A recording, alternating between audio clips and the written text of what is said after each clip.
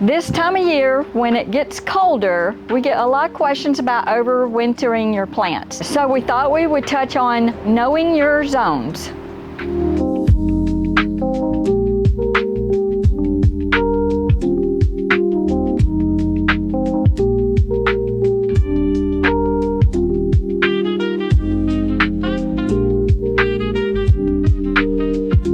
So USDA zones go from 2 to 11.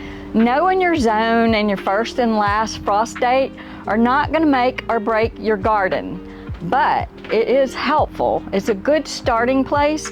If someone calls me and says they're in zone 10, I at least know they are in a warmer climate. I just don't know all of the other factors that contribute to growing plants. Being familiar with your general weather and watching the forecast is a better way to plan and prepare for planting and protecting your crops. Even the forecast, though, can be wrong, so when in doubt, protect your plants. The best thing about knowing your zone is for research purposes. It will tell you the average coldest temperature in your climate, in your zone, over a 30-year period.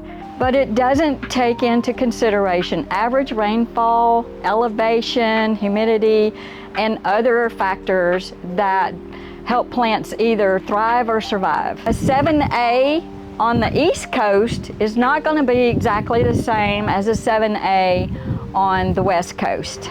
So first and last frost dates are just based on historical data. They're just estimates. So that date can help you either plan when to plant in the spring or know when to protect your plants in the fall when the frost is coming. Here in Tennessee, we're going to be having our first real frost freeze around the 10th of November. But our frost date was listed as either 22nd or the 24th. So you cannot really depend on it. Sometimes they will come early, sometimes they come late. Weather patterns are ever changing, so these dates are not set in stone.